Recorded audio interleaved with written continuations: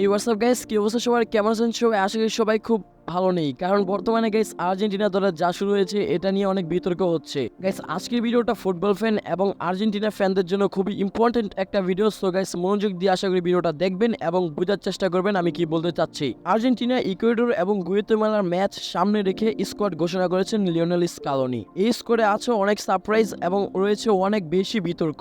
আজকের এই ভিডিওটা 3 স্টেপ হবে এবং এই 3 স্টেপের ভিডিওতে আমি আপনাদেরকে সম্পূর্ণ ক্লিয়ার করে দিব কি হয়েছে আসলে এবং কি হতে যাচ্ছে। প্রথম স্টেপে আপনাদেরকে বলবো এটাই কি তাহলে কোপা আমেরিকার ফাইনাল স্কোয়াড। দ্বিতীয় স্টেপে আমি আপনাদেরকে বলবো দিবালাকে কেন বাদ দেওয়া হয়েছে এবং তৃতীয় স্টেপে আপনাদেরকে বলবো কেমন হয়েছে আর্জেন্টিনার এই 29 সদস্যের স্কোয়াডটা।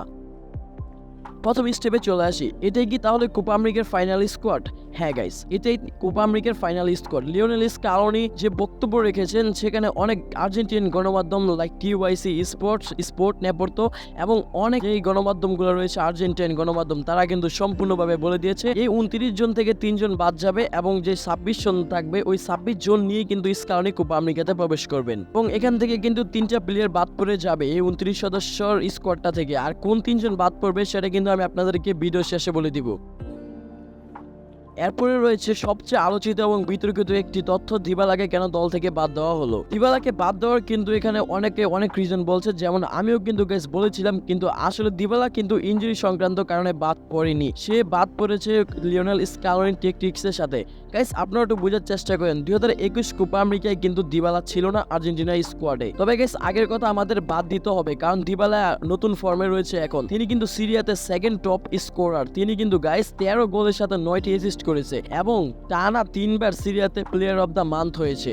তাহলে দিবালাকে বাদ দেওয়ার আসল রিজনটা কি? এখানে কিন্তু ইনজুরির কোনো কারণ আসবে না, কারণ গাইস ইনজুরিতে দিবালাকে কেন উঠাই মানে সাব হিসেবে নামানো হচ্ছে সেটা হচ্ছে গাইস মানে যে রোমার কোচ রয়েছে তিনি কিন্তু এখানে বলেছেন এটা কোনো ইনজুরি সংক্রান্ত না, দিবালাকে সাব করে নামানো হয়েছে, এটা ছিল তার একটা ট্যাকটিক্স। সো এখন চলে আসি দিবালাকে বাদ দেওয়ার আসল কারণ। লিওনেল স্কালোনি কিন্তু সরাসরি দিবালাকে মানে সবকিছু বলেছেন কেন তাকে স্কোয়াড থেকে বাদ দেওয়া হয়েছে। লিওনেল স্কালোনির মন্তব্য কিছুটা এমন ছিল, যেখানে তিনি বলেছেন যে তার যে স্কোয়াডটা সেখানে কিন্তু 29 সদস্যের স্কোয়াড অলরেডি হয়ে গেছে এবং সেখানে কিন্তু আরো মানে এখান থেকে কিন্তু আরো 3 জন বাদ পড়ে যাবে। তো এখানে গাইস আপনারা একটু বোঝার চেষ্টা করেন, যেখানে 29 জন থেকে স্কোয়াড ঘোষণা করেছে, যে স্কোয়াডটা কিন্তু যথেষ্ট পরিমাণ লিওনেল স্কালোনি ভালো মনে করেন, এখান থেকে আরো 3 জন বাদ পড়ে যাবে। তো এখানে দিবালাকে নেওয়ার কোনো চান্সই নেই। তারপরেও গাইস এবার আমাদের মানে আমার মতামতটা দিই আপনাদেরকে, দিবালা কিন্তু এখানে অবশ্যই থাকা উচিত ছিল। দিবালাকে বাদ দেওয়ার মেইন রিজনটা গাইস আমি আপনাদেরকে বলে দিয়েছি, কারণ লিওনেল স্কালোনি একটি কথাই বলেছেন, তাকে সুন্দরভাবে এবং কঠিনভাবে বলতে গেলে ব্যাখ্যা করেছেন, যেখানে কিন্তু তিনি বলেছিলেন দিবালাকে যে তার সার্ভিসটি বর্তমানে কিন্তু আর্জেন্টিনার আর দরকার নেই, মানে বর্তমানে কিন্তু তার বদলি হিসেবে ভ্যালেন্টাইন কার্বোনি থাকবে এবং আরও কিন্তু পরিমাণ প্লেয়ার থাকবে, যেখানে রয়েছে নিকো গঞ্জালেস, তারা কিন্তু দিবালার পজিশনটাকে সুন্দরভাবে হ্যান্ডেল করতে পারবে, এটাই মনে করছেন বর্তমানে লিওনেল স্কালোনি। তবে দিবালার সার্ভিসটি আর্জেন্টিনার দরকার নেই এবং লিওনেল স্কালোনির নতুন ট্যাকটিক্সের সাথে দিবালা যাচ্ছেন না, এটা কতটা যুক্তি সহকার এবং বর্তমানে কি দিবালাকে একেবারে বাদ দেওয়া উচিত ছিল? তাকে কি দলে রাখার কোনো অপশনই ছিল না? তাহলে দিবালাকে রাখার যথেষ্ট পরিমাণ অপশন ছিল লিওনেল স্কালোনির কাছে, কারণ তিনি 11 জন ডিফেন্ডার কিন্তু ডেকেছেন এই 29 সদস্যের স্কোয়াডে। আমি মনে করি ডিফেন্স থেকে কিন্তু একজন ডিফেন্ডারকে বাদ দিয়ে দিবালাকে না নেওয়া যেত। এরপরেও আরও একটি কথা রয়েছে, ডিফেন্স কিন্তু ততটা আহামরি কোনো রয়েছে নতুনদের মাঝে সেটা কিন্তু নয়, যেখানে কিন্তু বোথামের হয়ে খেলা মার্কোস সেন্সি ওই কিন্তু বাদ পড়েছে, ওই কিন্তু খুবই ভালো মানের একটা ডিফেন্ডার ছিল। আমার মতো হয় 11 জন ডিফেন্ডারকে যেহেতু লিওনেল স্কালোনি ডেকেছে তাকেও দলে রাখা উচিত ছিল, কিন্তু লিওনেল স্কালোনি কিন্তু সেটাও করেননি। মিডফিল্ড নিয়ে কোনো প্রশ্ন থাকবে না, তারপরেও গাদিও রদ্রিগেসকে কিন্তু বাদ দিয়ে, যিনি বর্তমানে বার্সেলোনাতে ডাক পেয়েছেন এবং তিনি কিন্তু বর্তমানে বার্সেলোনার হয়ে খেলছে, তাকে কিন্তু বাদ দিয়ে আমার মনে হয় দিবালাকে রাখাই বেটার হতো। যদি গাইস আমরা অ্যাটাকের কথা বলি তাহলে কিন্তু অ্যাটাকে বলতে হয় যিনি হচ্ছেন নিকো গঞ্জালেস। আমার মনে হয় নিকো গঞ্জালেসকে বাদ দিয়ে যদি দিবালাকে নেওয়া হতো সেটা অনেক অনেক অনেক বেশি বেটার হতো।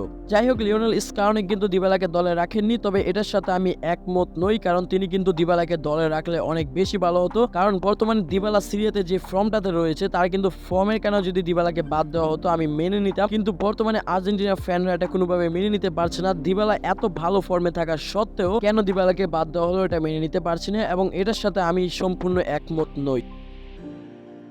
এখন বলি স্কোরটা আসলে কেমন হয়েছে। স্কোরটা যদি আমরা পাওলো দিবালাকে বাদে চিন্তা করি, তাকে ছাড়া চিন্তা করলে কিন্তু স্কোরটা যথেষ্ট পরিমাণ ভালো হয়েছে, যেখানে কিন্তু ডিফেন্স, মিডফিল্ড এবং অ্যাটাকার যথেষ্ট ভালো, এবং এর সাথে যদি লিওনেল স্কালোনি কোপা আমেরিকায় এন্ট্রি নেয়, এই স্কোরটা নিয়ে আমি মনে করি কোপা আমেরিকা নেওয়ার জন্য স্কোরটা যথেষ্ট। তবে লিওনেল মেসি এবং অ্যানহেল ডি মারিয়ার রিপ্লেসমেন্ট হিসেবে একজন ভালো অ্যাটাকার প্রয়োজন ছিল, এবং সেটাই ছিলেন পাওলো দিবালা, এবং তাকে স্কোয়াড থেকে কিন্তু লিওনেল স্কালোনি বাদ দিয়ে দিয়েছেন। স্কোরটা পরিপূর্ণ হতো যদি পাওলো দিবালা এবং বোথামাই খেলা মার্কো অ্যাসেনসিওকে রাখা হতো, তাহলে কিন্তু আমার মনে হয় এই স্কোরটা সম্পূর্ণ পরিমাণ পরিপূর্ণ হতো। যাই হোক, স্কালোনির এই দলটাকে আমি 10 থেকে 8.5 রেটিং দিব। আপনারা কেমন মনে করছেন, কি মনে করছেন স্কোরটা নিয়ে, সেটা কমেন্ট বক্সে জানিয়ে দিতে পারেন। আজকের মতো এখানেই, টাটা।